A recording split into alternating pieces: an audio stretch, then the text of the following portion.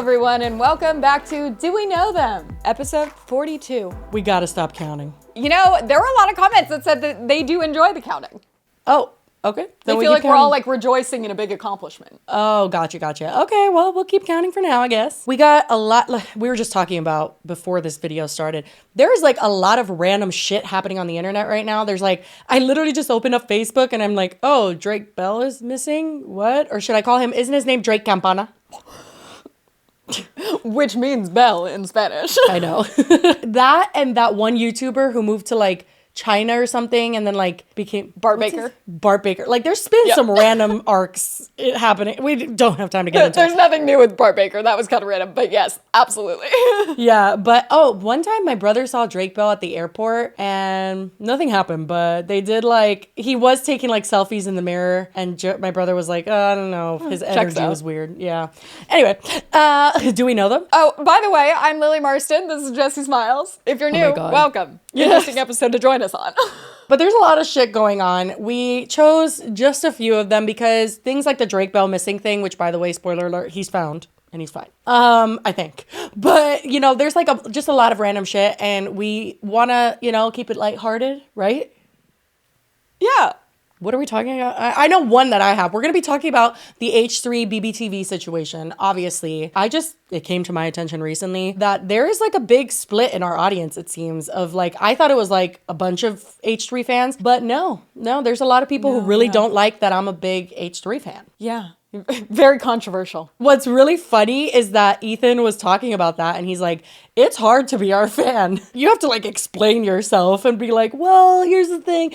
And for me, I've just been a fan for so long. And also, I mean, Ethan does fuck up and do a bunch of shit. I'm not excusing any of that. I just think that as dumb as he can be sometimes and self-admittedly dumb, like he knows that he's dumb a lot of the times and does stupid shit and reckless, not dumb, reckless. He's actually very smart. As reckless as he is trying, right? So like he's always at least trying to not be mean to people. Well, not mean to people he doesn't like. No, he doesn't try to do that. He's always mean to people he doesn't like, but like mean just in general and things like that. So I see growth in him and also I do find him really entertaining, like sue me, you know what I mean? Well, and this topic today has nothing to do with him as a creator. It has to do with the business stuff behind the scenes, which I have a little experience with. Yeah, so we have the BBTV thing, which isn't particularly lighthearted, but it's not like dark. Then we have Ariana Grande responding to the onslaught of body shaming she's been receiving for a while, but specifically like the last week, it got really bad. Then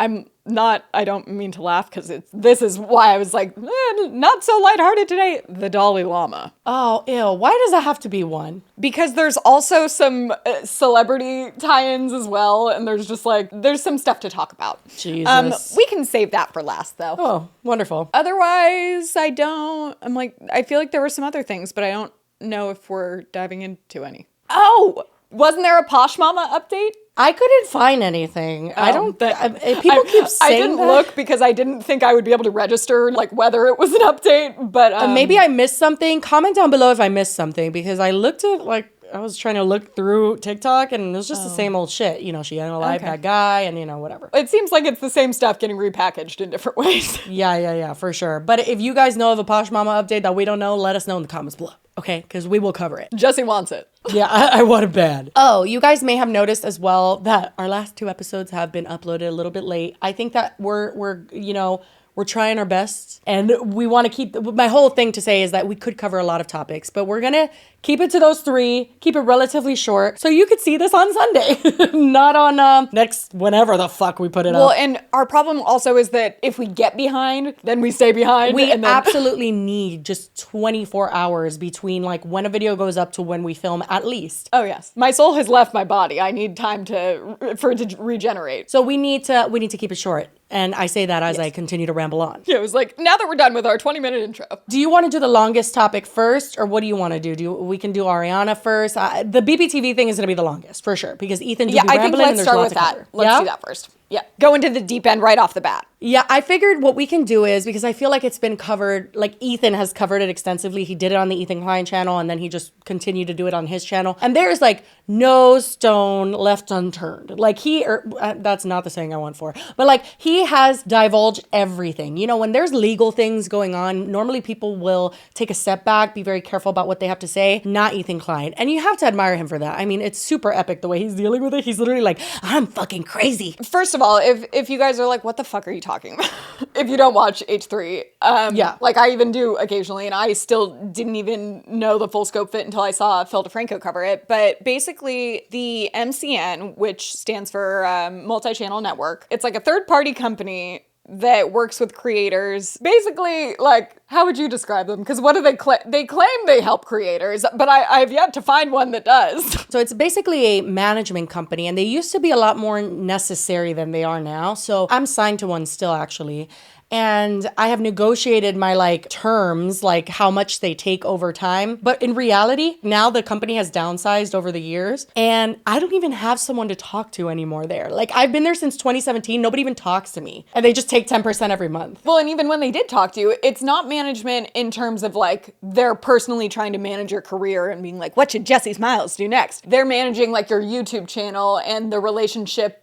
So when I signed to my MCN, they were a startup company in the beginning of MCNs. And so I was one of the first Viners at the time that they had ever signed, and they would sign Viners. Sorry to interrupt. Yours was like a really Vine-centric one, right? Well, they didn't always start off that way. They actually got really popular with like claiming, they were like the claimers. They would sign you and be like, hey, we can claim anyone that's using your content illegally, of course, not just which like is why that was beneficial for Viners, because all the people would re-upload their content. Yeah, exactly. So that's what they would do. And then I got really close with the owners. Like one of the owners was literally my friend. I have slept over their house. Like I know them very, very, very, very well. And over time, the company got a lot bigger, and then they started downsizing. And now it's like, I can't get a hold of anyone there ever. So I have recently been thinking like, I need to leave that MCN. They're just taking 10%.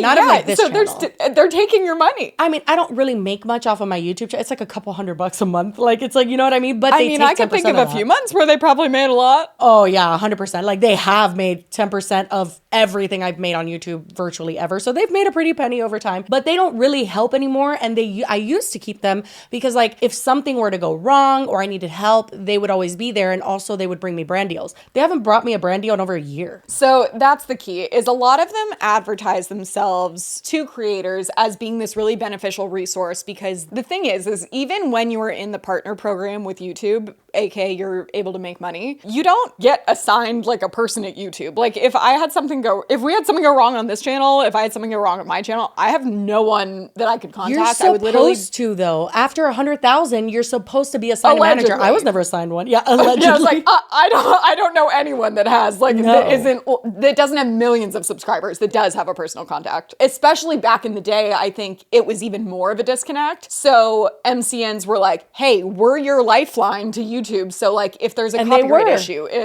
for sure. And that's, people kind of got forced, or like they felt like they had to join an MCN because otherwise they would get screwed if there was any kind of an issue. Not only do they take a percentage, and it ranges from like usually like 10 to 20%. I started off with a 70-30 split.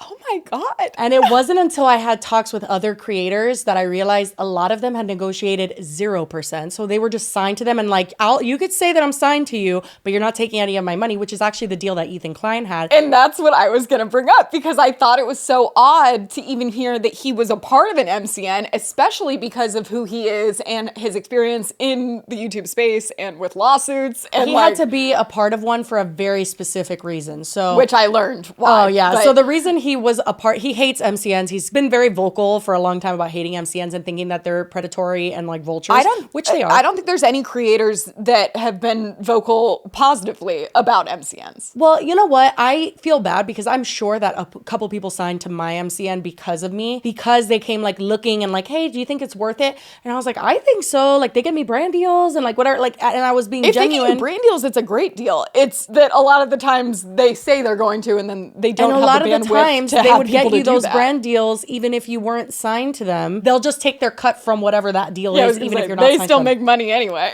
But they like made it like, well, we'll prioritize obviously our talent first. And then they also did other things. Like for me, like I said, I started when they were up and coming. So they filmed my music video, What If they always let me use like studio space. They would fly me out to Los Angeles and like, it was like a whole thing in the beginning. Some perks. Yeah, but as soon as they started signing more people, they're like, never mind, we're not doing that anymore. Well, and that's the problem is that the companies get greedy and they try and sign a bunch of people and then they offer the same kind of perks to everyone, but then they have like 3 people to manage all of that. And I remember one time we were like having that discussion of like, what's going to happen with your career, Jesse? Because it was like on the, peak of Vine, everything was going crazy. And I remember one of the owners looking at me and he was like, here's what we think. Like, if you get at least 5 million views a month, like, you're going to be good. But do you guys know how much 5 million views a month is? That's like fucking like, I don't know, like 30 grand a month. At the time, I'm like, oh yeah, that makes sense. I never fucking made that shit. Oh my God. Well, it's funny because also I mentioned that they aren't like your personal manager to manage your career, but when they first sign you, they absolutely act like they're going to be. They butter you the fuck up. They will tell you like anything. In a meeting, they put a little deck together. Yeah, and I remember like they don't really talk to me, but when I needed some help actually with our AdSense for this account, because remember we had like a whole issue, I actually reached out to that's the last time I spoke to my MCN was a question for this channel to get AdSense, and they helped us, but they also threw in like we can just like sign on this channel, like yeah, they want their hands in every pot. They've been good to me, but it's a little questionable. We could say that much. But the reason why Ethan needed to sign with an MCN is because he was living in Israel with Ela and they didn't have a US bank account. And when they finally did move to the US, they wanted to change like the address for your AdSense. But if you do that, you're going to have like a 2-week waiting period where Google essentially has to reapprove you. So like for this channel, we didn't get paid for like a month and a half or something. Like I feel like we did not get paid for a long time. It felt like longer. It was hard. Like we just didn't know what was happening and how much we would get. I think our first check was like $500. And we had to split it. It just depends on a lot of things like the approval process, but it is pretty lengthy. And something that he had mentioned was like you can only have one AdSense account. So if you need to for some reason have another one, you can't. Nope. So like the reason he got an MCN is because how MCNs work is because they're taking usually 10%, 20%, even if they're taking 0%. The way it works is that they receive your AdSense and then they redistribute it to you either after they take their cut or if they aren't taking a cut. So Ethan, I guess there was no cut being taken, but he had to do it because then it could bypass the issue of only being able to have one AdSense account because he didn't need one because they just got paid. MCNs do whatever the fuck they want. Like I remember it wasn't until we got this channel and we had AdSense on our own for essentially the first time ever that I realized that we get paid on the 21st. Yeah, MCNs pay on different days. Yeah, and ever since I started with my company, I've been getting paid on the 1st of the following month. So that's like a week, a little bit over a week after they get my money. I'm not even getting it yet. And I have to say, it's much nicer to get your money earlier. Like, I'm just like, don't pay me on the 1st, bitch. You know how much shit is due on the 1st? Like, I've already like had like 5,000 bills to pay. Like, pay me before. The amount of issues I've had with that where I'm like, but I get it paid on this day, I swear. Brands will be like, let's work together. And you're like, oh my God, yes. Oh, for that amount of money? They're like, yeah, we'll pay you in 3 months. You're like, what? Literally. And then they still don't. And then you have to like hunt them down. But literally. Yeah, so sorry if this was boring, but I feel like it is important to frame it all because a lot of people probably have absolutely no idea. So the situation with BBTV, and I'm familiar with this kind of scenario because the company I used to work for that owned Clever was called Defy, and they also had an MCN, which I can tell you right now, I think that one person managed this entire MCN portion of the company. What? And that's the thing is that these companies don't have the bandwidth to be like, hello, we can manage your career and your channel and do all this stuff. Yeah, they have one person. Literally, even if that person, their like goal was just to get brand deals, how many people could they possibly do it for? Like, it doesn't make sense. It makes more sense when you see what happened to Ethan, and we'll get into it after, but like, I think this is how they make their money. Like, I genuinely do. And this is kind of what, I don't think Defy was the exact same scenario, but if you're unaware, that company went bankrupt a couple days after I quit, which was ironic. But did you know? No idea. I knew that things weren't great, but we had gotten like some like crazy investment less than a year earlier. Massive business and industry news around Defy Media. Defy Media, Smosh's parent company, has announced that they are shutting down. The owners of large YouTube channels like Smosh, Clever, All Me, among others. The parent company that owns Clever unfortunately had to shut its doors yesterday afternoon. Regretfully, Defy Media has ceased operations today. Parent company of Clever shuts down. They have now announced that the entire company is shutting down. No notice. They owe a lot of people money. None of the employees saw it coming. All employees would be laid off. Unfortunately, market conditions got in the way of us completing our mission. Market conditions got in the way. What does that mean? That's all they had to say. Basically, one of the biggest issues, not only that like the company shut down, so that meant Smosh, Clever, like anything under that umbrella was screwed for the moment because they had no studio or office or employees. The other issue was that they had this MCN and a bunch of the creators in it were suddenly just not getting paid. So like AdSense, it's coming in your bank account every month because Google's paying you. But if it's going through this third party and then the third party ceases to exist, then you can't get paid. And then it creates this really messy scenario where it's not even like someone's purposely withholding your money anymore. It's just like stuck in this weird limbo. With this company, it seems like they were basically kind of using the creator money they were getting. Well, I mean, they were doing more. Defy, I think, was using creator money to kind of cover other costs. It was like, what's that saying? Like robbing Peter to pay Paul. Yeah. With BBTV, on top of, I think, using creator money to kind of like fill in the cracks of where they were hemorrhaging money, they also were just like fucking over creators royally by stealing from them. In the case of Ethan, his contract, they weren't supposed to be taking any kind of percentage from him. But he finds out after comparing what his like YouTube AdSense says and then what his like direct deposit says, he's like, wait a second, I'm not getting all of my money. All of this rambling to say, BBTV has been exposed for not only mismanaging, we'll say, creator funds, which by the way means that like some creators, and apparently not all creators, were not receiving their monthly AdSense payments. And then they were also on top of that being told like, oh, but you'll get it in a month. And then they'd get like an update email and they'd be like, never mind, you'll get it next month. I can tell you right now, if that happened to us, I would be losing my shit. Yeah, it's the thing is too is like they, in my opinion, like when we hear the call and stuff, they know they fucked up. Like there's just no other way around it. Like first of all, even in the contract, there is that clause that says subscriptions. And they're like, well, but this isn't really a subscription. It's like, then what's a membership? Well, yeah. So basically what they're claiming with Ethan is that even though the contract they have says that they get 0% of his YouTube revenue, they're claiming that this subscription stuff falls under this other category, even though this same contract also has a clause that mentions they don't get any of the subscription stuff, which at the time of this contract being conceived, there were no subscriptions even on YouTube. So we don't have subscriptions, but we have gone live before. So we've gotten super chats and things like that. Thank you guys so much, by the way. But like we are able to see how you get paid. And although you can see the breakdown in the back end, like you can see, okay, this is how much we're super chats. You get paid all in one check in AdSense. Like it's all together. So how are you gonna fucking say that this is a separate, what did they call it? Other net revenue or something? It's like, get the fuck out of here. They were basically just trying to find any kind of loophole to be able to like take the money because Ethan found out they had taken around $620,000. And that you immediately hear and you're like, wait, what do you mean they took that much? How? Like, and also like, how do you not notice? Exactly. I was going to say, and to something they brought up is like, how did you not notice? The fact that the company that stole their money is going to bring that up. I'm like, really? That's all you have is, well, you didn't notice that we robbed you, so.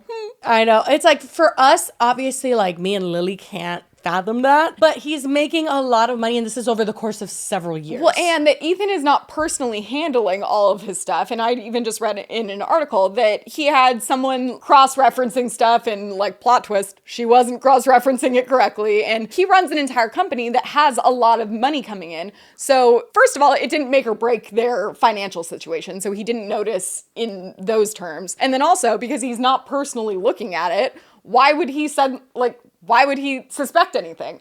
So basically, even though they're kind of like trying to put the blame just because they didn't notice, Ethan is essentially saying like, what? Like, I'm sorry, like, this isn't a personal YouTube channel. Sorry that I didn't notice because it wasn't going into my personal bank account. Actually, I want to show you a little piece of the video where he mentions good old Defy. Oh. I'm speculating, based on what I'm seeing, could just be going into a black hole of bankruptcy and none of these creators ever get paid. Same thing happened to Defy Media. This happened. This has precedent. But I don't think they ever solved any of it, though. They disappeared. Suddenly stopped paying all the creators. Why am I not finding? He typed in deny media bankruptcy. Is it not Defy Media? Oh my God. I'm gonna literally the amount of typos in his search. Oh my God, Ethan. That's not Defy Media. Me. Lily always gets mad at me. Truly, that is you. They're shutting down. Suddenly they just stopped paying people. They owed creators like $1.7 million. I was looking for your name. When I saw that, I'm like, is she in the article? I mean, your video got like, it was one of the biggest ones of people making like their why I left clever. I actually don't think it has that many views. I know Jocelyn's did really well. It was weird just because I had literally quit like 2 days earlier and I was like planning on taking a month off and then I was gonna stay on freelance and stuff. So I just remember sitting in my apartment and being like, oh, it's gonna be my vacation. And then being like, oh, never mind. I guess I should start making videos right now. Did people think you pulled like a Martha Stewart?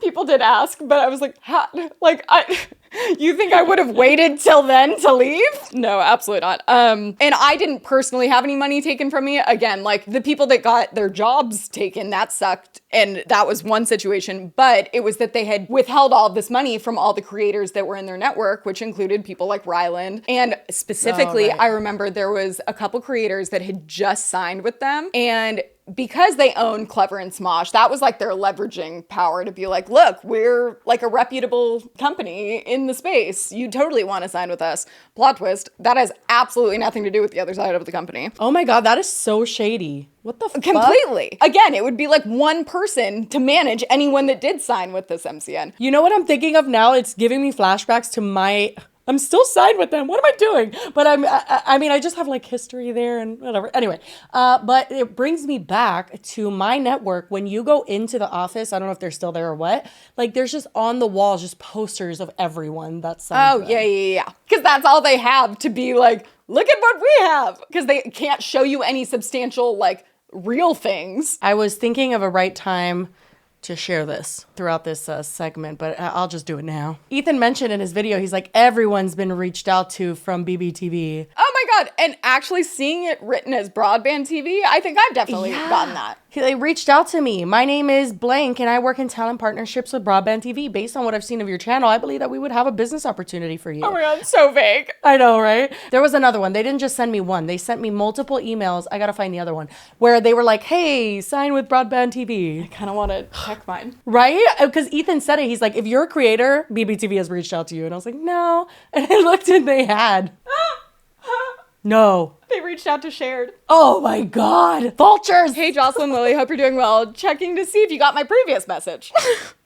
I'd love to chat with you about some business opportunities with our company. Oh my God, that's funny. Yeah, I thought that was funny. Do we know them? I guess. Apparently. Not to keep bringing up Defy, and they're definitely different scenarios, but I think it's interesting to point out that, again, like, yes, people got screwed that lost their jobs, but the big issue that was like so publicized was that all of these creators didn't have money. And I remember specifically 2 of the creators that had signed, just as an example, like a month earlier, or like 2 months earlier. Crap, I don't remember their names, but they made content for kids. It was very like, Blippy? No, it was like, I would like say Power Rangers meets like YouTube channel, but they would get millions of views. It was a married couple and they each had a channel and they'd like have content that linked back and forth to each other.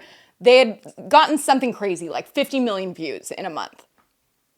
None of that money they ever got. Shut the like they had just signed and then like 2 months later this happened. So any of the money they had made in the last like 2 months, it was like, okay, we'll pay you soon. And then they just never did. That's what's so frustrating and kind of what's so beautiful about how this whole story rounds out. So I want to jump into how Ethan handles this situation, because although a bit feral and a bit unhinged, admittedly, like he'll say that himself, I think that it's really refreshing to see someone just fuck fuck them good. Like, you know what I mean? Like these corporate vulture brands that are so used to strong-arming people are getting fucked. And it's really nice. And agreed. But also the thing also that's different here about, different from the Defy situation is with Defy, all these people lost their money, but then Defy didn't exist. So literally there was no one to even complain to except like the bank that potentially had this money, insane. but like that's criminal. That's not a thing. That's like those financial people, advisors who run away with all your money and then they just disappear to Completely. Like Barbados. Yes. Like what Logan Paul claims that his oh my God, programmers did. But there was no one to complain to. So I even remember like Ryland was one of the creators that he had definitely gotten like a lot of money in those couple months and didn't see any of it. And he was tweeting the bank because that was how like just grasping at straws the situation was. Are you serious? So it's interesting here because BBTV hasn't gone bankrupt yet. So they do still exist. So Ethan does have people to talk to and there are people that have to answer to this. That's so true. And I don't even know how terrifying and frustrating that must be. I have dealt with a lot of brands who don't want to fucking pay. I don't know how else to say it, but like, I mean, you know, Lily, like virtually every brand deal, like if you never reach out to them, right? You never say, hey, just like making sure we're gonna, they would never pay you. Yeah. Almost every single one. It's insane. Like they think that paying you is like a theory or something. They're just like, well, maybe we always discuss that it's rich how strict they are about deadlines with like approvals and you need to send us this by this date. And if you don't, blah, blah, blah, and they freak out. But then they don't seem to abide by any of their deadlines. Oh no. Oh no. It's literally like pulling teeth. And it's been that way since I started on Vine, which was like the dawn of brand deals on Vine and Instagram and stuff. It was the beginning of all that. Side note that's really unnecessary, but I just always think it. Why in 2023 does it still take, like, why can they respond and be like, it's going through the finance department? Why does going through the finance department take a week to do? Or like, the payment's been sent. It'll be there in 5 to 7 What? Why? Why is it not instant? I'm really fucking annoying about being paid, as I should be. If we've done the work, I was gonna say, no, I very much appreciate it.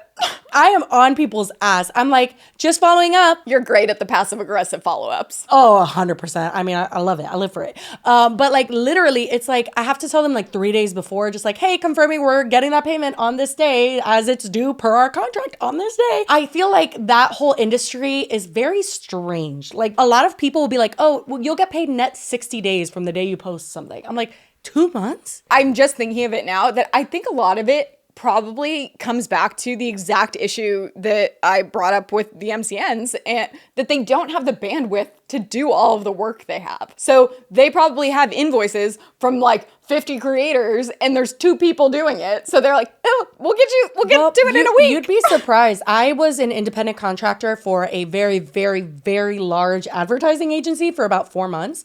And it took me 4 months to get paid. Like it literally took the entire time. And when I asked them about it and hounded people, finally I got annoying because I didn't want to like be mean in the beginning. But then I started getting annoying and they were like, oh, your invoice just slipped through the cracks. I'm like, slip through this fucking ass crack, bitch. Like I literally can't. I wonder which scenarios is it like a BBTV where it's a combo probably of they're like a dumpster fire on their own and like having to deal with a lot of stuff, but then they're also blatantly stealing money, or just like someone like Defy where it was just complete incompetence because there was no bandwidth. It actually, this kind of, again, just opened my eyes to my own network and realizing that they're not skimming money off of me, but they are collecting, I don't care if it's $20 a month. I'm just like they're collecting it for nothing. Throughout this episode, having moments like a montage of you being like, shit. And then by the end, just you're like realizing writing an email being like, dear, I resign. I've been signed since 2017.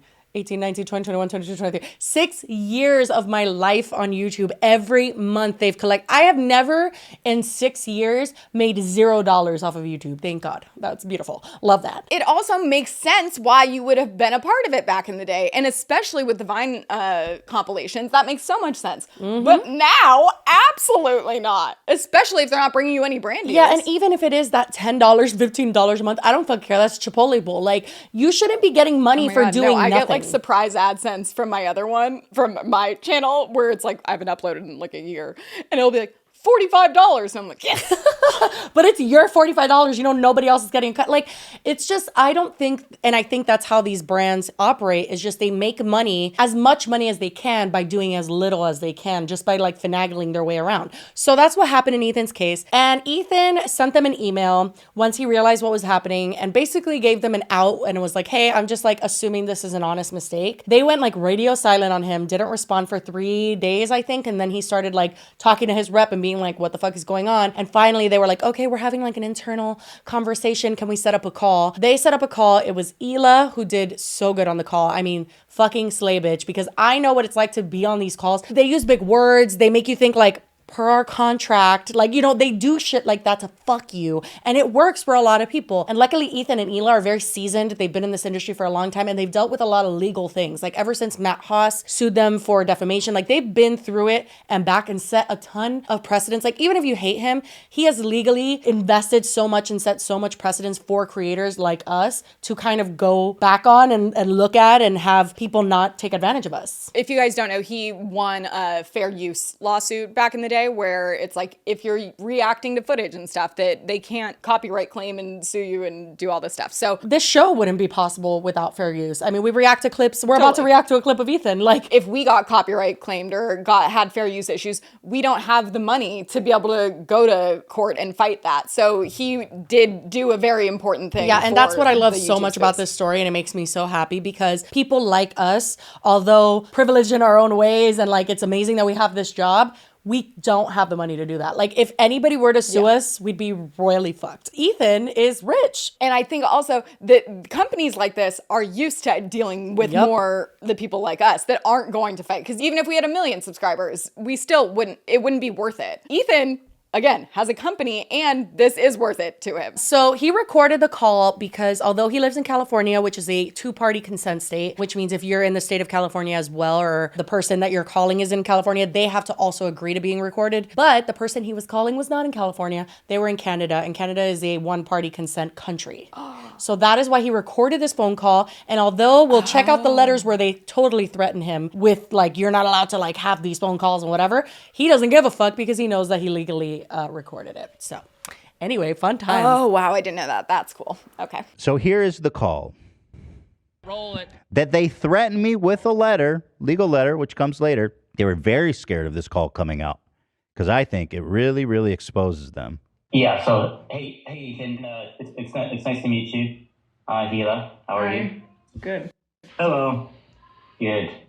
Hey, Ethan, thanks for jumping on this call with us. The poor guy right off the bat is completely shitting his pantaloons. Like, he is literally like, well, how do you intro this kind of conversation? Like, hi, sorry, we stole all your money. It's really important that we, establish clarity. You can hear he's scared. I knew at this moment they were going to keep the money. Yeah. He's like, hi, Ethan. Have a good night. It sounded just like that. I was like, all right, here we go. This motherfucker's about to spit in my face. So you're not paying us back the $620,000 that you guys skimmed off of money given to us by fans that predated our contract, which was, by the way, crystal clearly negotiated at the time that you guys would give 100% of all that revenue to me. Of course, I was a huge channel at the time. I had no fucking reason to join BBT at all. Can I just explain our overview of what we've talked about? The thing is, I just want to say we're both parents. We have 2 children here. We don't have time to spend on like the explaining and the trying to butter us up and trying to this and that. I hate the corporate world like so much, and I love that she said that. It's like don't waste unnecessary jargon. Literally, it's like, well, can I provide some clarity to the? No, are you gonna pay us back or fucking not? Like, what are we doing here? I don't agree to the premise of stealing, but let me explain to you our thought process. On your CPA that you signed on page 2, it defines Google net revenue. Do you see it on your agreement? It says BBTV will pay you an amount equal to 100% of Google net revenue received by BBTV from your videos on your YouTube channels. They actually define Google net revenue in the contract, and it says Google net revenue by any period means the revenue earned and actually received by BBTV in such period from Google ads and Google subscriptions with respect to your content on YouTube. Their argument is that subscriptions is not memberships. It doesn't say Google memberships. Oh. In the contract, they describe Google subscriptions as a subscription-based service on YouTube offered or facilitated by Google, whereby end users may access your videos, the timing and selection of which is at such whatever the fuck legalese, I can't. But like it literally is describing memberships, but memberships didn't exist at the time. How are they even, like, I know I just explained how they're trying to spin this, but like, how are they even trying to spin this? I know, it's bad. But like the call, let me skip to where Ethan says is the best part of the call. Okay, so this is my favorite part. This is like saying the quiet part out loud, and he really fucked up in my opinion. I mean, you guys are. How did? I'm just curious. How did this surface? You guys are on a month-to-month contract with us, and you guys could have walked at any point over the past 2 years if you saw this occurrence. And it's been, you've been rolling. Dude, I love you, Reggie. You're like a perfect villain. I mean, what are you saying? We were just cracking up because we're like, did you really fucking just say that? I don't know what I would do. If someone said that to me, I'd be like, are you really telling me that because I didn't penalize you for fucking up sooner, that it's my fault now? Do you know how long their phone call was? I don't know. He didn't say exactly how long. He didn't share all of it, and they edited it for like brevity, but I'm just like dying if like that's how that call like came to an end. Like that's where they arrived, is them being essentially what happened was like Ethan got the hint that like they weren't gonna pay back. So he just said, cool, you're going to be in touch with our lawyers and that's what's going to happen. And so he gave them, I believe, a week after that phone call to kind of gather their shit. And they kept kind of like pushing things back. You know how it is. It's like, okay, we'll get back to you on Monday. Okay, well, we're still discussing with our team. We'll be like with you on Wednesday and all that shit. And Ethan was like, I'm going to talk about this on my show. And these are the letters they sent him when he started talking about it. Wait, also, while we were listening to the phone call, I glanced over at my screen, which still had my email open from them, and you are going to die at the language they used. So I said, it's like, hey, Jocelyn Lilly, if you received my previous message. I look at the next paragraph, it says, I understand you likely get a ton of messages. The reason I'm being persistent is that we are very particular with whom we choose to work with.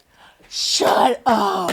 Are you? Like, doesn't seem like it. If you're a creator, I know a few creators watch this, please check your email and let us know if you've also gotten an email from BBTV. Because selective bitch, 2 out of 2 people here have gotten an email from you. And also, I haven't even checked my other email addresses. I probably got it from my personal channel as well. Oh, 100%. 100%. Anyway, so these are Ethan. This is Ethan discussing the legal... What is this called? Emails? They're not like document. They're not even like cease and desist. They're just threatening emails. And this is where the fun really begins. See, they don't think that I'm going to share this, but I am. Like, oops. Like, I don't care. They go private and confidential. Fuck that. I don't agree. By the way, fun fact, if you send someone an email, you have you're not entitled to any privacy because of that. You just read my mind. I was just going to ask, legally, if you just say it's confidential, doesn't the other person have to agree that it is confidential? So an email is not like a phone call where you have to consent because you may not know that you're being recorded. An email is almost considered like soliciting in a way where it's just like you're sending that unprovoked, willing to just like give up that kind of like personal property to someone. Right? It's still like you're sending it into the ether. Yeah, it's like whatever happens. It's kind of even the same like if you mailed a letter to someone's, like you don't know what they're going to do with that. It's not the same as, hey, you're recording me without my consent. I didn't know that you were, you had a tape recorder and I was talking. Like, I don't know. It's just completely different. And I know that because I have dealt with sharing emails before. I was going to say, it's like DMs. Once you send them, they're not private 100%. anymore. DMs are 100% public domain. Once you send something on social media or you're sending it on an email, girl, the world can see that and you can't do a damn thing about it. So it's just really funny that, number one, this is not a cease and desist. So it's literally not even that. But it's just all in caps, private and confidential. Bitch, to whom? It's not my fucking problem. No. Well stated. Attention, Ethan Klein. Dear Mr. Klein, further to your meeting with our team on Friday, we have been assessing your comments with our legal and operational teams. While we have been doing this, we have been made aware of your videos and Twitter posts. We believe that these are extremely unhelpful. Yeah. To who? Exactly. Unhelpful. For Yeah, you? I'm crazy like that. I'm being super unhelpful. And we also believe they contain defamatory content. I was like, okay. You guys want to do that? You guys want to be like posture in that way? I'm not a fucking kid. Mm-hmm. I know what defamation is. I feel like that's the first thing like corporations and stuff jump to. I mean, he's proven it time and time again. He's actually being sued right now by Ryan Kavanaugh for the same thing. Like, defamation is so fucking hard to prove. What are you gonna say? Like, first of all, look at the whole episode is with in Ethan's opinion on the screen because he didn't want it to be like, I didn't even notice that. That's funny. Brands and stuff want you to think that you're not allowed to voice your opinion because they can hold you accountable. They could probably take you to court over it, but you're allowed to speak. Like, what the fuck is wrong with these people? And the funny thing here is that is the way that companies do like rule with their own is that they're able to, they have the money to take people to court. And because one, they know that the people can't go to court, so they're not usually going to have to end up actually going through with it, but they can throw it out there as an intimidation tactic. But it's funny here because really, you're gonna bring Ethan to court over defamation when you just stole $620,000? Like, no, you have bigger fish to fry. That's a cute joke. So then this is where they start lying to me and manipulating what happened. They says, and this is why I'm so glad we recorded the call. They says, we would like to investigate your concerns fully, but we need time to do this thoroughly and without the distraction and the unhelpful backdrop. They had a week.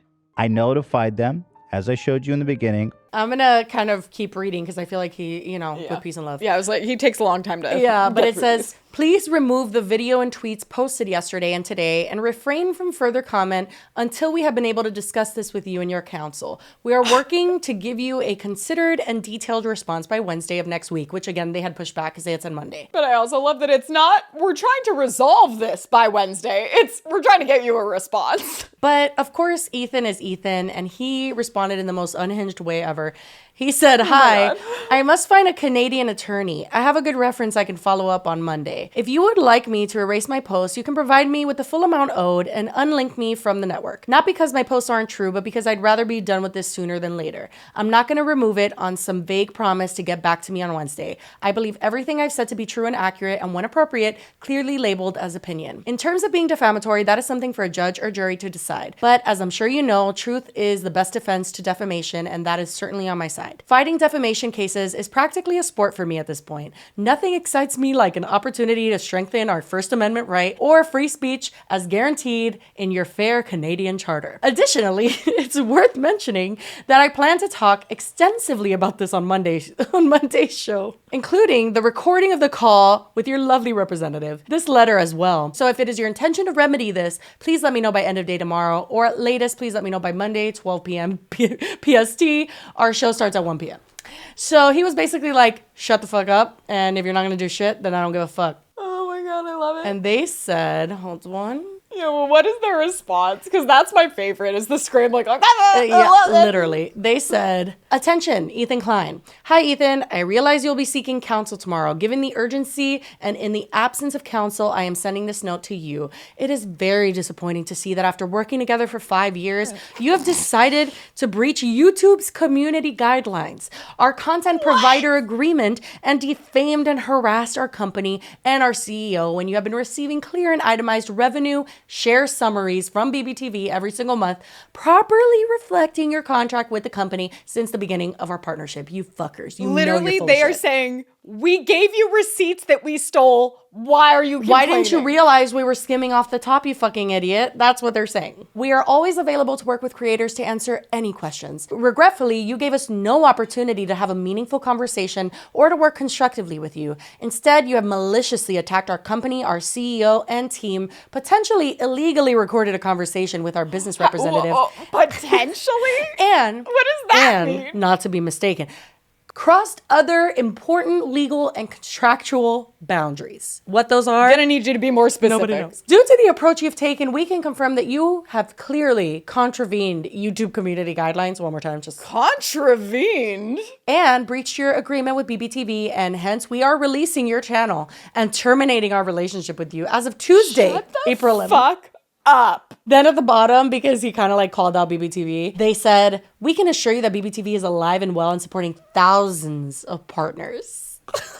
I don't know. I heard once that they're very particular about who they work with. So wait, but also like them being like, oh, BBTV is alive and well. We're supporting like separate from this situation. Other creators have expressed that they have not been paid. So no, you're not alive and well, clearly. Ethan responds, buckle up. Oh my God. I must express my deepest gratitude for the fact that this is the second legal letter you've sent me at the witching hour of 10 p.m. on a weekend, no less, and during a holiday to boot. Happy Easter, by the way. It truly warms my heart to know that you're so devoted to our little dispute that you're willing to sacrifice your precious personal time. It paints a rather vivid picture of frantic desperation, as if you're scrambling to make amends for your company's own incompetence. Holy fuck. I think that is a correct depiction of what is going on. Yes. If you attempt to accuse me of violating YouTube's community guidelines of defaming and harassing your CEO, I would kindly request that you be more specific. It's crucial that we maintain a fair and transparent dialogue during this time. Fair and transparent, unlike your theft of $620,000 without notification or discussion. While I am truly heartbroken by the end of our relationship, I cannot help but wonder if your company will be able to survive without the steady flow of stolen funds from our channel. It is indeed a trying time for you, especially considering that your stock price has plummeted by a staggering 96%. Not to mention the recent acquisition of a CA $21 million, $600,000. What? I don't even know how to read that number. What? 21 million? It's a $21 million loan. Too many numbers. I've never even seen that many numbers before. By the way, doesn't that seem very reminiscent of what I said? Yes. That if I had just gotten one, and it's like, yeah, why do you need that much money to pay off all your I feel debt? like those loans are just like a last ditch effort thing, and then it doesn't work and they have to go bankrupt. Exactly. Yeah. Desperately sought to pay off mounting debts. And my God, to accept that loan with 16% interest. How bad are your financials?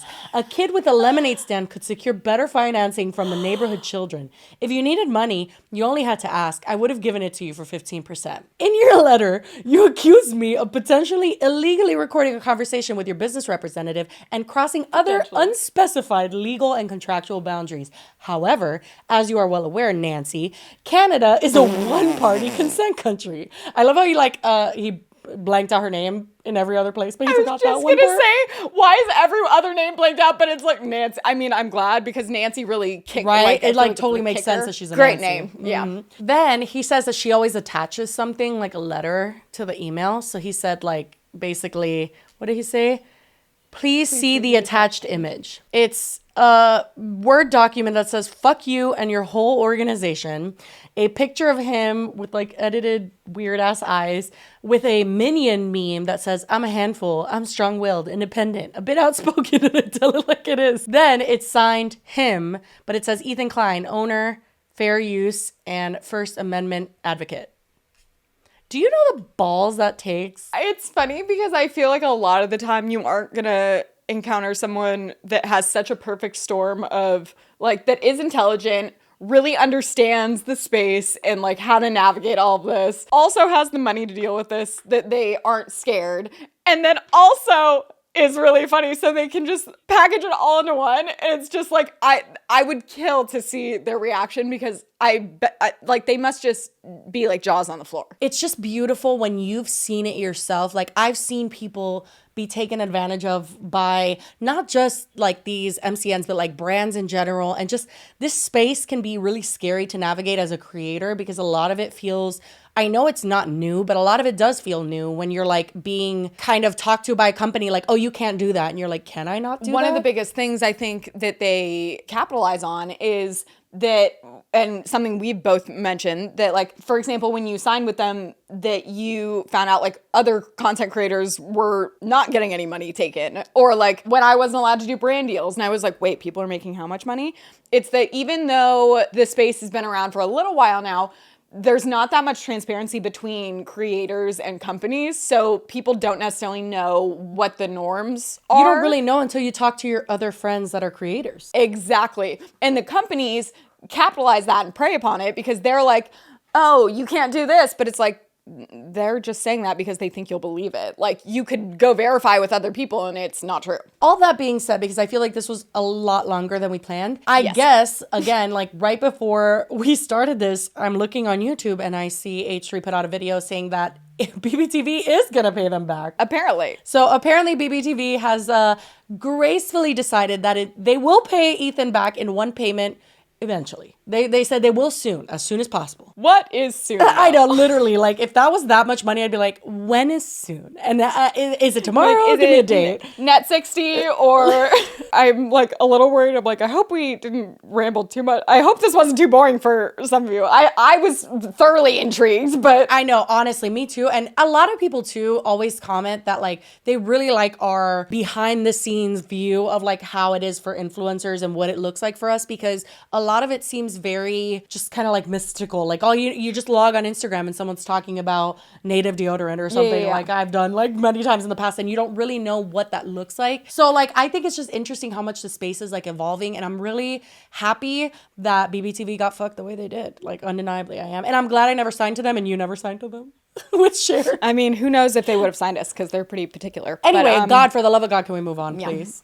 Well, we have a few more things to talk about, but first, a word from our sponsor. Thank you so much to Scentbird for sponsoring this episode yet again. Scentbird is a wonderful sponsor of this channel and we love them so much. I know, this is number 3. I think it might even be 4. Who's counting? But I think so. Scentbird, we love you guys. Anyway, you guys, if you aren't familiar and you've been living under a rock, Scentbird is a fragrance subscription service with a mission to empower each and every person to express themselves through scent. Oh my God, sorry, I got distracted by this scent. We'll get into that in a second. But Scentbird is a wonderful place to really explore scents. I feel like perfumes are so personal. You don't know if you're gonna like it or not. And this is a perfect way to try out new scents you've been wanting to try. This is actually one that I've been wanting to try, and I saw it on the site and I was like, yes, I need that right now.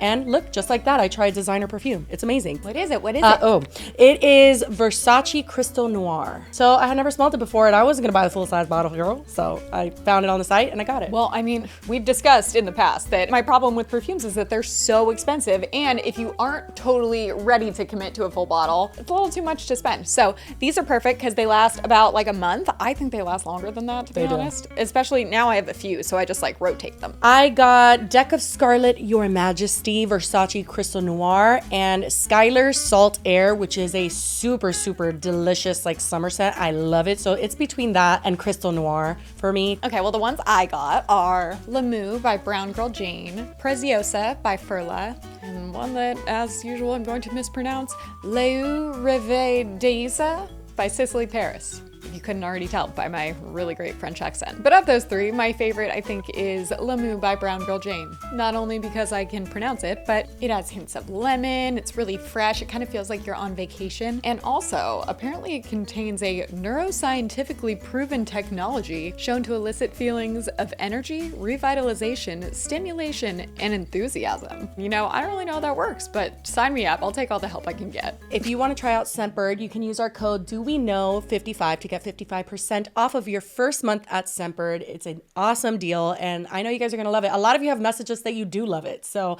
thank you to those of you who have tried Scentbird. Thank you to Scentbird for supporting this channel. And yeah, thank you. Back to the video. Luckily for you guys, our next 2 topics and our last 2 topics are very quick, because I know we rambled a lot about Ethan Klein and the internet and how everything works. But Lily, where are you gonna lead us first? Into Ariana Grande or the Dalai Lama being really weird with his tongue? Let's start with Ariana. And honestly, I think even this topic, we probably could ramble a lot. So we gotta keep it a little reeled in. Oh yeah, we're really good at reeling it in. It's not that the actual story itself is that complex, but it initiates a larger conversation, which I know we both have opinions on. I already know. I already know what direction this is going in. Okay, so basically Ariana Grande for the last several months, I would say, has been receiving quite a bit of body shaming backlash. She seems to have lost some weight. She hasn't really been in the public eye too much, but I think it's like every time she posts something, people kind of freak out. The most popular rumor that is associated with this weight loss is that she has jumped on the Ozempic bandwagon. It's an anti-diabetic medication that usually people are prescribed to treat type 2 diabetes, but apparently also is prescribed as an anti-obesity medication. But I read an article that said that that is usually reserved for people that are like over 100 pounds overweight. The reason it makes you lose weight is it cuts your appetite. It does. Yeah. So it's just they like don't have to eat. That being said, apparently Hollywood has discovered Ozempic and it is the new trend for weight loss, and it's been very controversial. There's entire articles that'll be like slideshows of celebrities that people are speculating using it. Mindy Kaling is one of the most common names I see. Khloe Kardashian has also been lumped in. Some people have said that they are. Ariana Grande has definitely not spoken out and said she is. It's a shot, yeah? I'm actually not sure. I'm almost positive because I saw YouTuber Amberlynn Reed, who she's like, but she's she is on like a weight loss journey. She's around like almost 600 pounds, right? So like, or no, almost 500 pounds. Whatever. You know who I'm talking about, right? And yeah. So that, and like, that would make sense. She got prescribed Ozempic for weight loss and she did like it, but she had some complication that I can't remember off the top of my head. So I do know about Ozempic for weight loss. Also, this isn't really relevant to Ariana because I don't think that she's using it, but it's very much the association people have made. Also, Ariana, like at no point in time ever, like nobody needs to lose weight unless they want to lose weight for health or whatever the fuck they want. But Ariana's always been Ariana definitely, she did definitely never like, needed to I know doctors are sketchy and probably irresponsibly prescribing it, but I don't think that a doctor would prescribe it to Ariana Grande. She weighs like 90 pounds. If any doctor at any point in Ariana's career prescribed her with Ozempic, that's like Michael Jackson's doctor level fucking negligence. Like, absolutely yeah. Not. So Ariana's been getting a lot of shit of people thinking that for a while. But then just recently she got photographed out at dinner, I think it was even just last week. And these pictures elicited a much larger response even than normal. And people were just freaking out, being like, she looks so sick, just saying anything that they could to comment on her body. And I actually saw, the only reason I found out about this was on my For You page, of course. It was someone commenting on this picture. And she was saying, I don't know what's going on, but I'm just worried about Ariana. Which I, like, that kind of comment almost pisses me off more than the mean ones. It absolutely, it absolutely pisses me off too, because when I was breastfeeding and pumping my daughter, I've since gained like 20 pounds after cutting pumping, but I was like, I was much skinnier than now because my body was literally like eating itself because I was eating a lot, but I couldn't keep up. The fact that anyone would comment on your body when you literally grew a human, gave birth to I'll put the comments human. right here because I have like drafts in my TikTok where I was going to respond to them because it's like, does anybody else notice? Like, Jessie, like, I hope you're doing well because you look sick. Well, and that's the ones bitch. that it's the ones that are kind of like insinuating something without saying it that piss you off the most because you're like, what the fuck veiled is that? concern. Like, exactly. It's fucking like I'm like, no, you aren't. All you're doing is telling me you don't like how I look, but you're using the veil of concern to do it, and it's very fucking annoying. And then to the people that argue and be like, no, but I am concerned.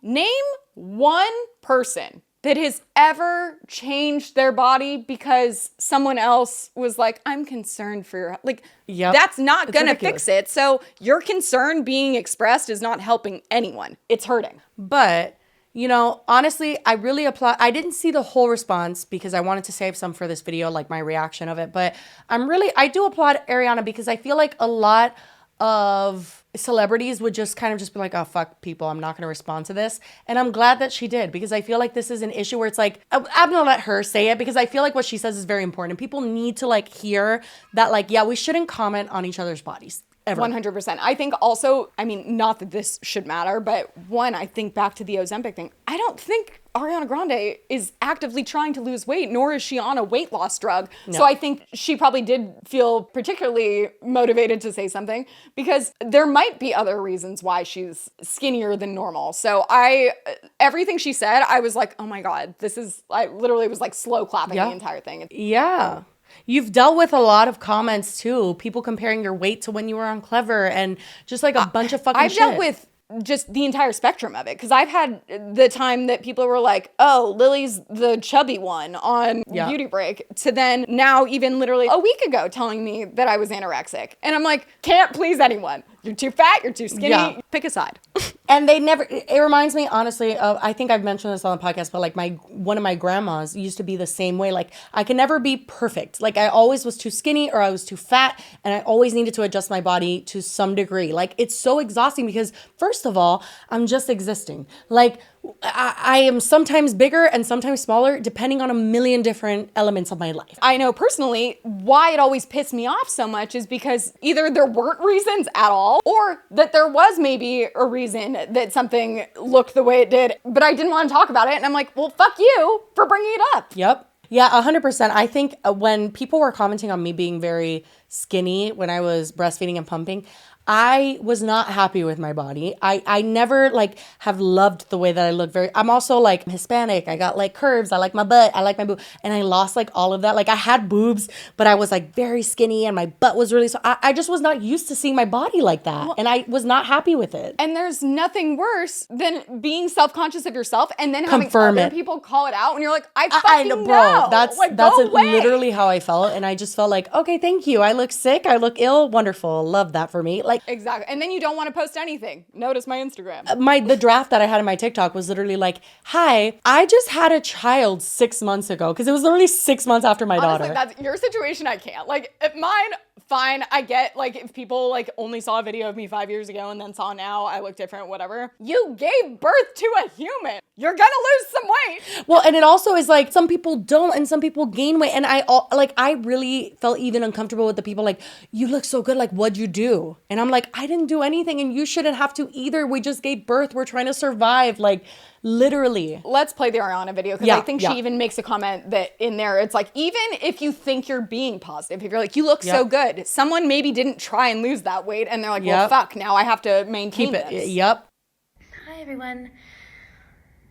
I have made my coffee. I'm on my way to work soon. I just wanted to come on, and I don't do this often. I don't like it. I'm not good at it. I don't like... Wrong. I'm not good at it and I don't like it, but I just wanted to address your concerns about my body and talk a little bit about what it means to be a person with a body and to be seen and to be paid such close attention to. I think we should be gentler and less comfortable commenting on people's bodies, no matter what. If you think you're saying something good or well-intentioned, whatever it is, healthy, unhealthy, big, small, this, that, sexy, not sexy, we should really work towards not doing that as much. There are ways to compliment someone or to ignore something that you see that you don't like, that I think we should help each other work towards, just to aim towards being safer and keeping each other safer. But I just also wanted to say, one, there are many different kinds of beautiful. There are many different ways to look healthy and beautiful. I know personally for me, the body that you've been comparing my current body to was the unhealthiest version of my body.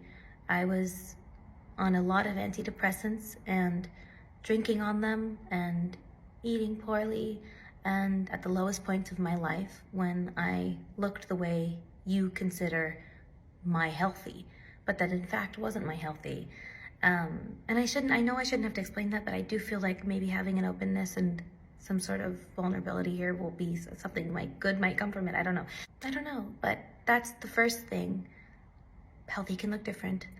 The second thing is you never know what someone is going through. So even if you are coming from a loving place and a caring place, that person probably is working on it or has a support system that they are working on it with, and you never know. So be gentle with each other and with yourselves.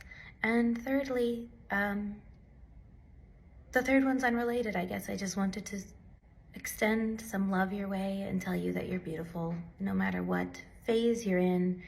By the way, I'm not wearing eyelashes or eyeliner right now. This is my face, these are my eyes, so don't freak out about that now too, please. Oh my God.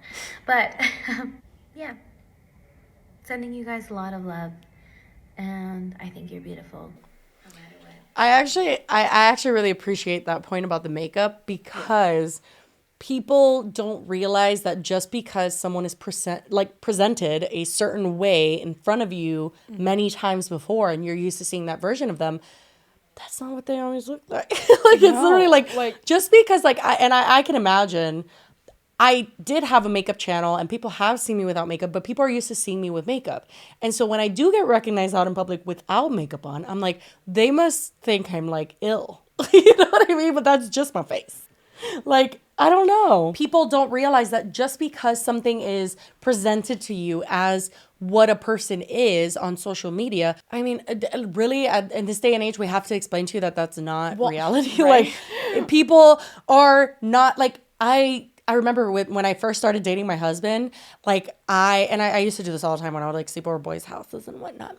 I used to like not want to move in my sleep. I remember like I just didn't want to mess up my makeup. I didn't want them to see me without makeup. Literally, bitch, I was a corpse. I was like, don't fucking move. And obviously when I'm asleep, I would move and then I'd wake up and I'd see my spots and I was so frustrated and I felt so ugly.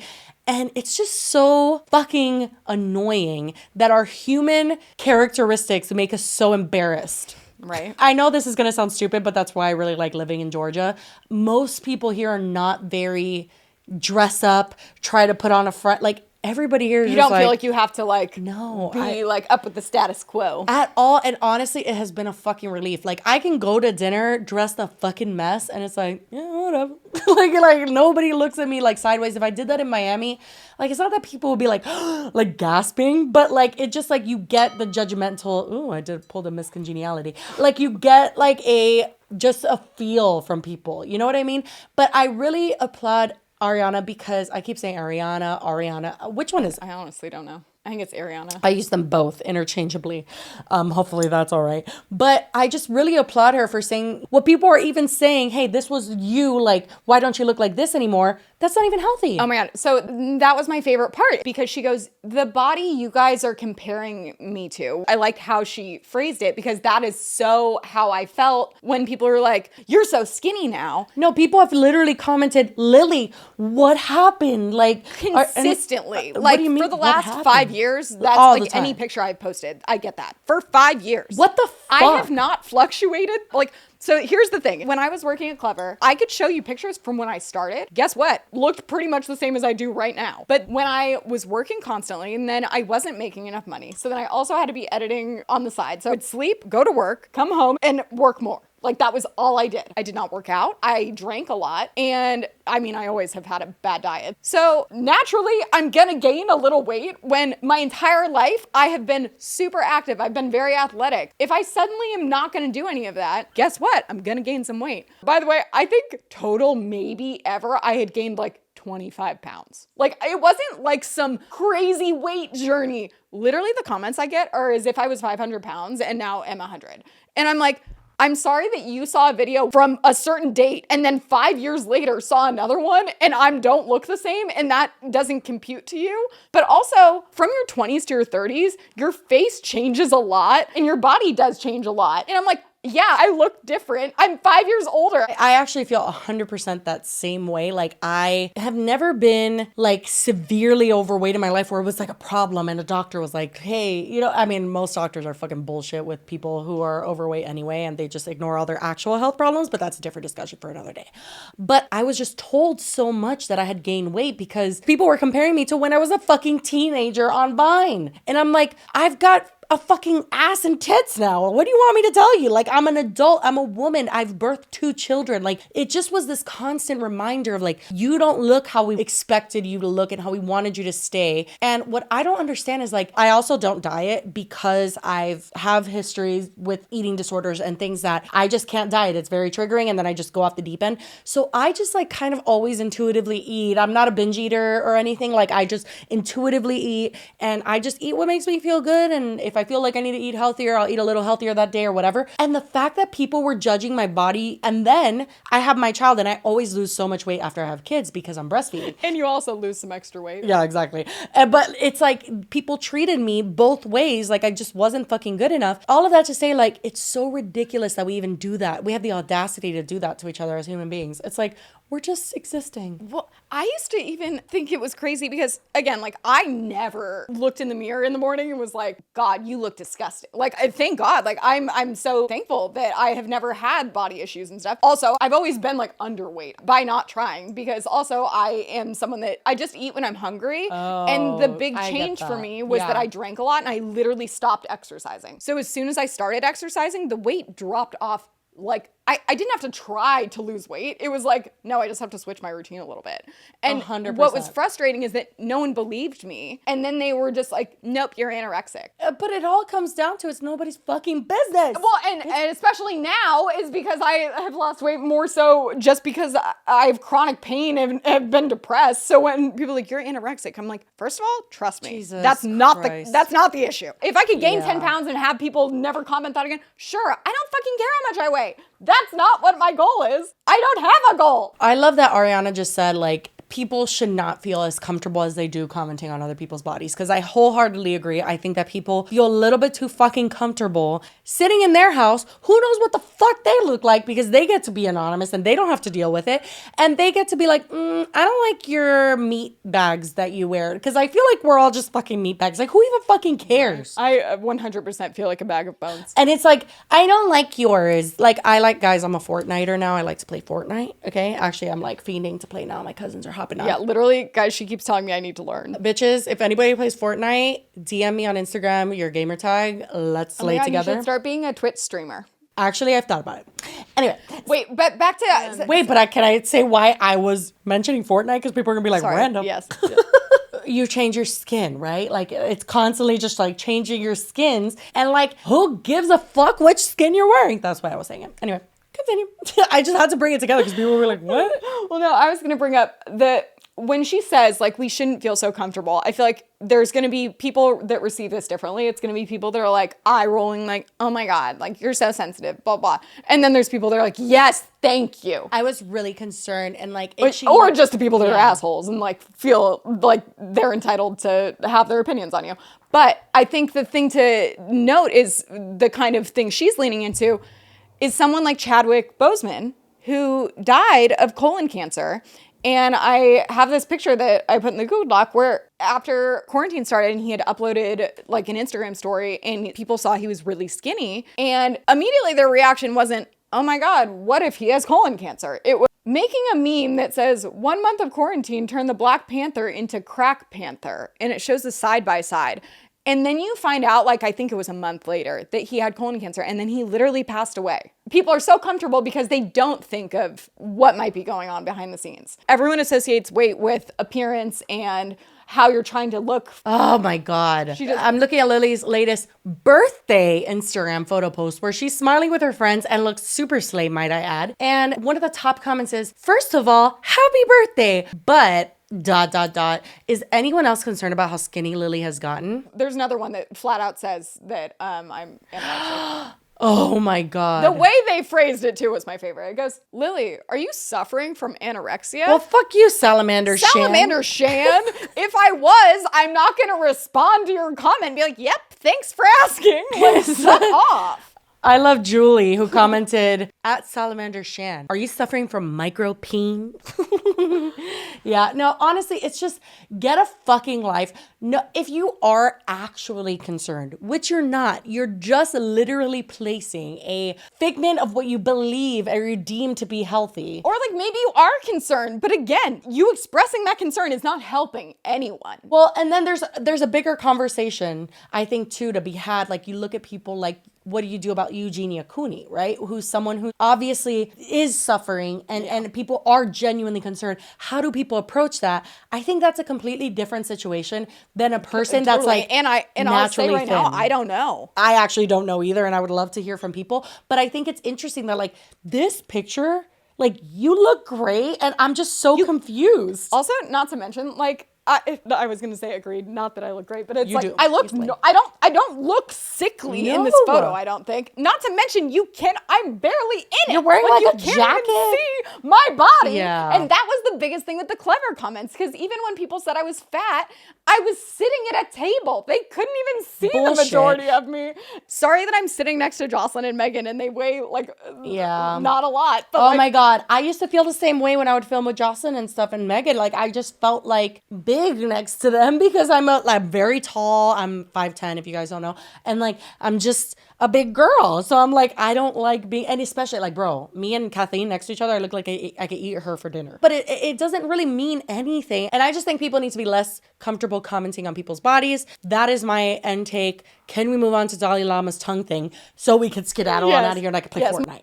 Moving on to our last topic. Unfortunately, let's end this video on a sour note. When you were like, oh, lighthearted things, I was like, well, not quite. The way I came across this was my lovely husband just came up to me. I was unsuspected, just jammed the video in my face, was like, what the fuck is this, bro? I'm like, what am I watching right now? But essentially, Lily, do you want to?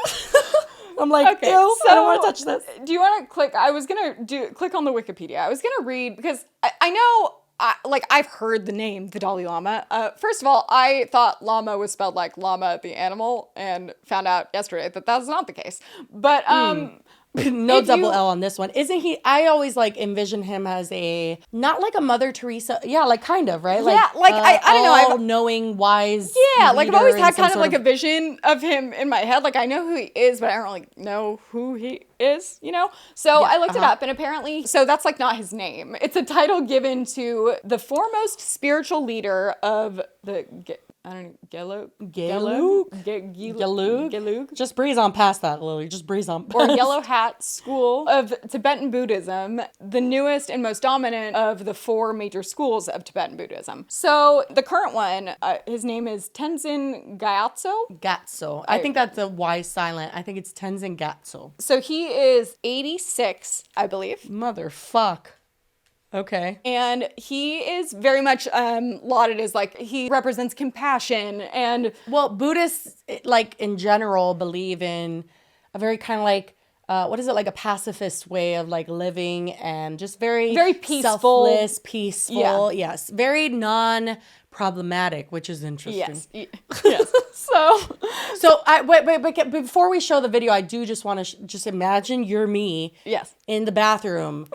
And your husband comes and jams this video in your face. I just want you to like envision that because it was jarring. I mean, I stumbled upon it just on my Twitter feed and it was just as jarring. It's a jump scare. Yeah, but it was essentially an event with a bunch of kids and this one kid comes up to good old Dalai Lama and this is all being recorded. Yes. So that was like my weirdest thing about all this is like, did he know the cat? I know he's 86. Like my grandma, she didn't make it to 86. I love her. God bless you, abuela. I love you. I miss you. But like, that's old. You know what I mean? Like maybe he just didn't know it was being filmed or like what? I don't know why. It was. Okay. So this happened late in February. So it's not like super. I mean, it's recent, but like not. It wasn't yesterday. It happened over a month ago. It just now is getting backlash because people are seeing the video. So apparently it happened at his temple and it was like 100 students were there and this one student goes up to the microphone. Like this is an event. So it's not like he doesn't know it's being televised or recorded. And kid comes up to the microphone and I guess asks him for a hug. What? Which is like transpires. So sweet. Yeah, what transpires afterwards is not so sweet. It is the weirdest shit I've ever seen. I can't believe I'm watching this again willingly. All right, so trigger warning. Nothing actually happens, but it's bad. It's gross. Can I hug you? It's a question.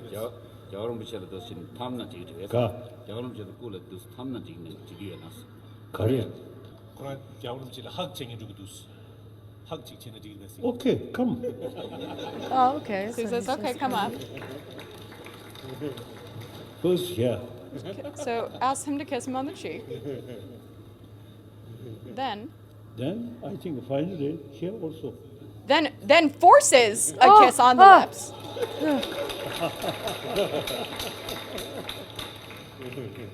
Before then saying,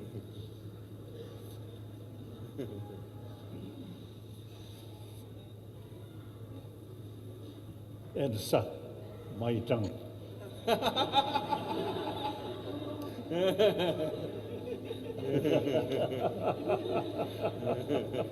Thank you.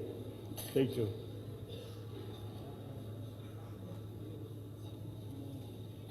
No, stop. Let it go. We are same human brothers, sisters. Oh my god. So there's so Let him much go. unnecessary Unhand the child.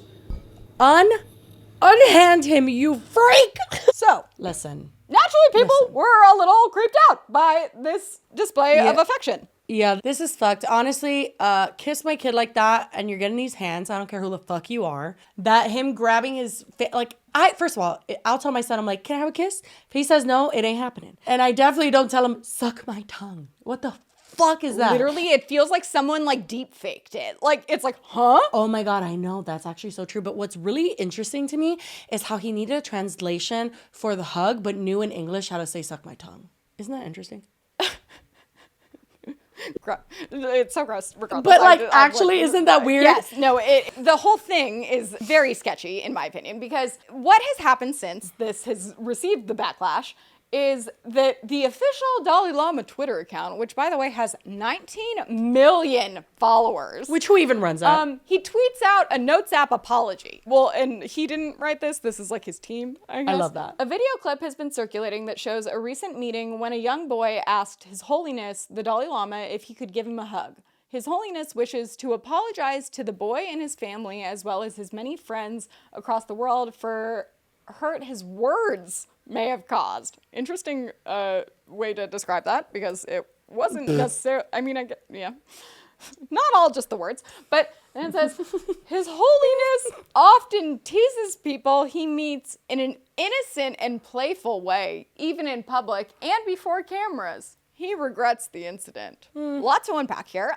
First of all, yes, it was you saying suck my tongue, but it was the actions also of you grabbing and forcing this child to kiss you. It was that after he says the suck my tongue, even if in some world that I clearly do not live in, it was understandable that it was a joke that he said that, the amount of time that he lingers in which that boy literally could have sucked his tongue, what happens then? How are you gonna explain that? No, 100%. And not only that, you don't kiss a child on the lips. If they're not your own kid, no, you don't fucking do that. That is weird. That is disgusting. Like, I could tell in his energy that he maybe thought he was, I don't even know, maybe thought he was being playful, because my mind jumped. And I remember when my husband showed me that, I go, did he not know there were cameras? Why would he do that? And he goes, I don't know. I don't know why he did that. Like, it's super weird. Well, so you would think everyone would just be like, that's fucking strange and gross. No, but no, honestly, I'm not surprised anymore. Everything is divided. Right. So a lot of people have defended him, specifically citing that there is a Tibetan greeting in which you stick your tongue out. It says, sticking your tongue out is traditionally a sign of respect or agreement and has also been used as a greeting in Tibetan culture. No. But is part of the greeting also that you ask them to suck your tongue? Because that really changes the context here. And that's on period. That's exactly what I was gonna say. Bitch, we could all stick out our tongue all day. You see? That's me doing that. I'm not asking you to suck it, bitch. That is weird, and that is not part of this little greeting. I guess, the Dalai Lama himself does not use that as the excuse, but a lot of other people have brought that up as, the reasoning behind it. No excuse whatsoever. Apparently, someone else that thought it was absurd and spoke out was Cardi B. Belcalis. She says, the world is full of predators. They prey on the innocent. The ones that are most unknowing are children. Predators could be our neighbors, our school teachers, even people with money, power, and our churches. Constantly talk to your kids about boundaries and what they shouldn't allow people to do to them. She got backlash from this because she posted this after that video came out. She didn't directly reference the Dalai Lama, but that's what she was talking about. And people got mad, and she ended up doing a whole Instagram live of her basically describing very well the exact problem she says here and why that is not okay, and you can't just shrug it off like it's not a big deal. I mean, I don't care what you describe that as someone who's watching, as a parent. If I saw my son's teachers, who I know love him and care about him and, are with him every day, and they're such a pivotal part of our life, and we appreciate them so much. If I saw them bend down and kiss him, I would be fucking furious. It's just not fucking okay. I think that if a teacher or somebody that's trusted and spends a lot of time with your child says like, hey, can I have a hug or something, and the child agrees to it, okay, I'm not even for forcing that. Like, if they don't want to do the hug, no, they're not really in the mood. See you later. Like, yeah, but I think we should probably draw the line at suck my tongue. No. The suck my tongue, like the way my husband would have cut your tongue, bitch. Like, that shit would have been fucking I honestly, I'm not even into, like, I'm not in the baby blood business, you know what I mean? Like, I'm not into buying all that bullshit, but this is fucking objectively creepy. I think that if a grown man, and obviously he may be senile, of course, you know, obviously that could be, but no excuse. Maybe get him out of the public eye, hide the Dalai Lama in a cave then somewhere. maybe he shouldn't be the Dalai Lama anymore. Time to retire. Yeah, we need the 15th one. Yeah, this one needs to go to sleep. It's absurd. So some other stuff has come out, which I'm sure probably even more now, but this clip of him with Lady Gaga is so weird.